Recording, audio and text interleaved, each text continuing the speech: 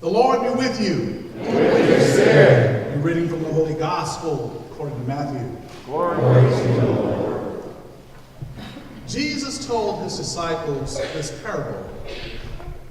A man going on a journey called in his servants and entrusted his possessions to them.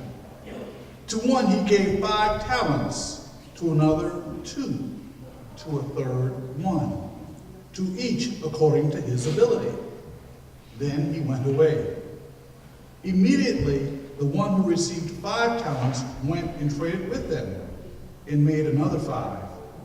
Likewise, the one who received 2 made another 2. But the man who received 1 went off and dug a hole in the ground and buried his master's money. After a long time, the master of those servants came back and settled accounts with them. The one who had received 5 talents came forward, bringing the additional 5. He said, "Master, you gave me 5 talents. See, I have made 5 more." His master said to him, "Well done, my good and faithful servant. Since you were faithful in small matters, I will give you great responsibilities. Come, share your master's joy." Then the one who had received 2 talents also came forward and said, "Master, you gave me 2 talents. See, I have made 2 more." His master said to him, "Well done, my good and faithful servant. Since you were faithful in small matters, I will give you great responsibilities.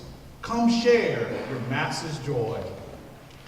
Then the one who had received the 1 talent came forward and said, "Master, I know you were a demanding person, harvesting where you did not plant and gathering where you did not scatter. So out of fear I went off and buried your talent in the ground. Here it is back." His master said to him in reply, "You wicked, lazy servant.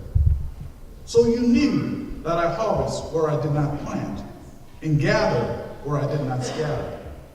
Should you not have put my money in the bank so that I could get it back with interest on my return? Now then, take the talent from him and give it to the one with 10. For to everyone who has, more will be given, and he will grow rich. But from the one who has not, even what he has will be taken away. And throw this useless servant into the darkness outside, where there will be wailing and grinding teeth." The Gospel of the Lord. Praise to you, Lord Jesus Christ.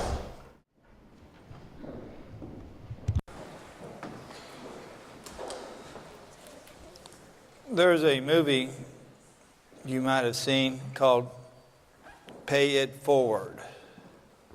It's about a tender young child named Trevor, who his social studies teacher, his 7th grade social studies teacher, said you could get extra credit to the class if you can come up with a plan to make the world a better place to live. And then you have to put that plan into action. Well, Trevor was a serious child. He was the only child of an alcoholic single mother. Didn't have it always easy, but he wanted to do that project. So he did extra favors, really great favors, to 3 individuals. And when they tried to pay him back with money, he said, "Oh, no. Pay it forward. Pay it forward." And who knows what happened there? It kept going forward. Affected a lot of people. Today, we have a parable that Jesus is saying this powerful, wealthy landowner, this master, is going on a long trip, which is basically Jesus. And he's going to come back and settle up.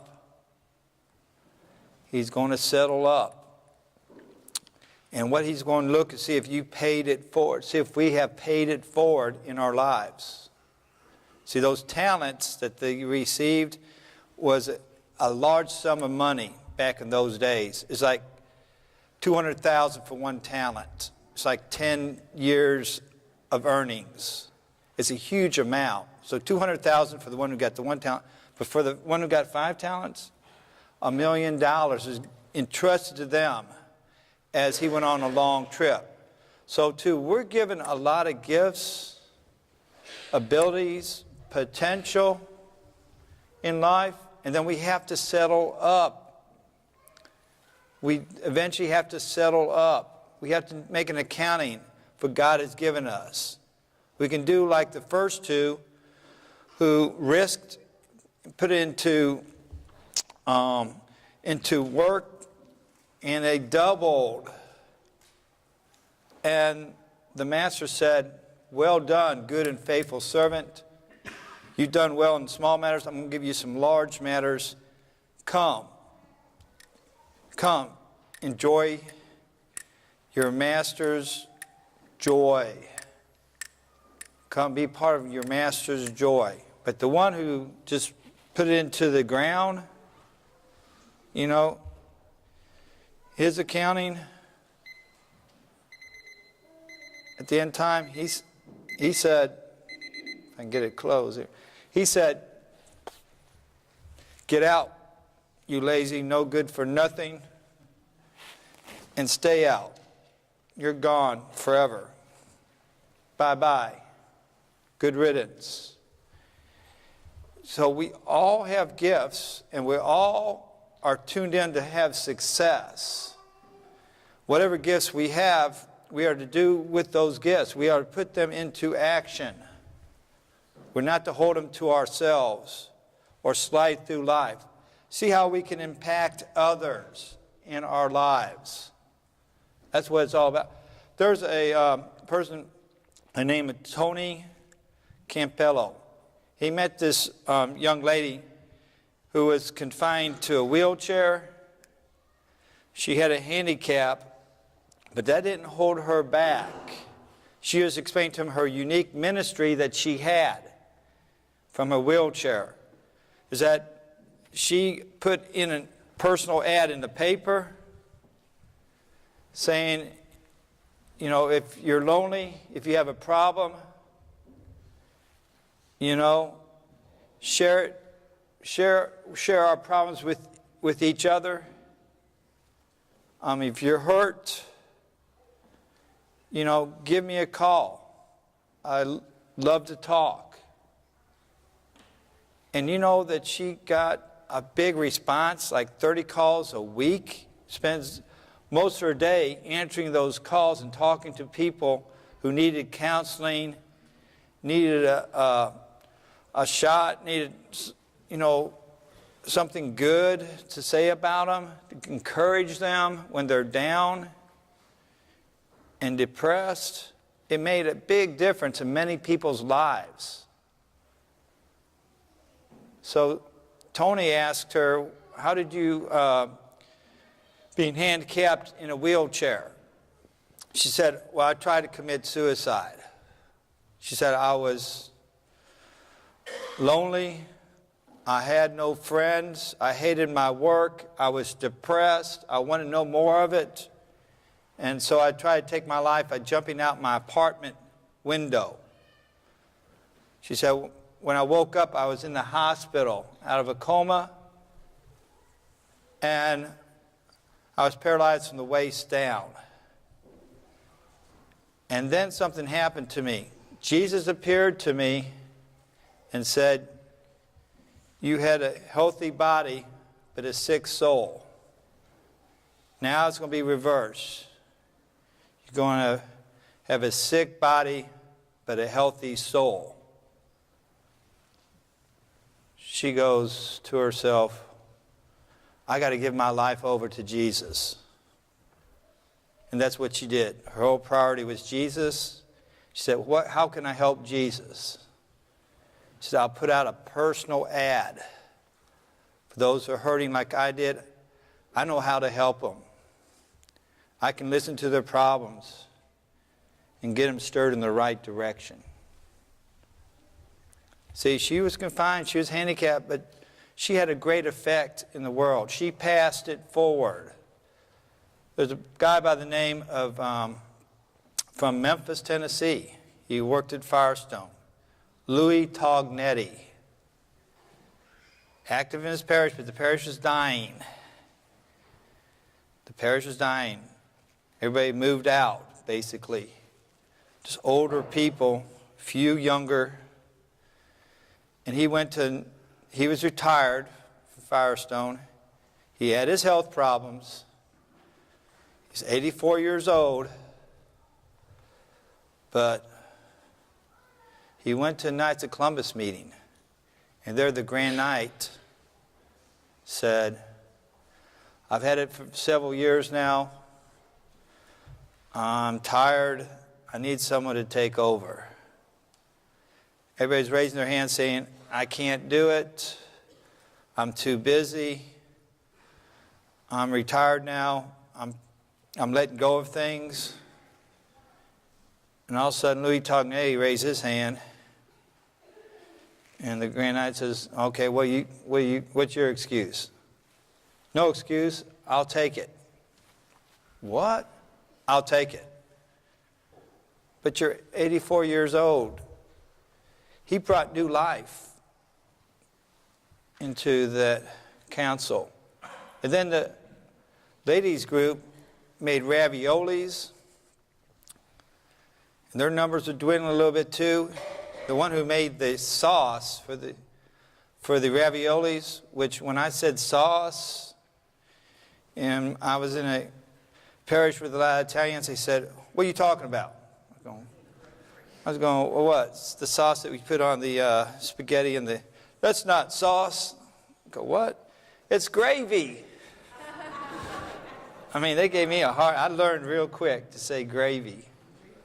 But the person got sick who was making the gravy, and he said he had to give it up. So they're looking for volunteers. Nobody would come forward until Louis Tognetti said, I'll do it.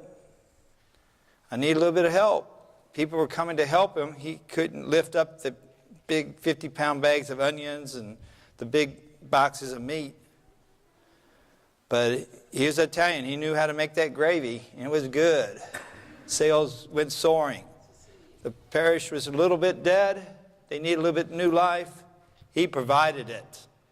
When he passed away a couple years later, they had no problem finding the new Grand Knight. They had no problem finding who would take over that sauce. Why? Because he put his gifts out there for others. No big deal for him, but it's a great deal for the parish and for the priest. It's a shot in the arm. It's like new life. So we think sometimes we're not that special. We don't make a difference. Oh, yes. When we do what we can do, we all have different gifts. We might be a mechanic. We might have a gift of singing, as we have a lot of good singers throughout there. We all have different gifts. Maybe a computer. Put those into action. See what you can do to help one another. It makes the world a little bit nicer place. So what's your gift? What has Christ entrusted to you to share? Do you share the gifts that you do have? Or do you bury them in the ground? God gives us gifts only for those that will be successful for us. We're already made for success with the gifts that God has given us. Will we make this a better place with the gifts that we have? Will we hear at the end, when the time is ended,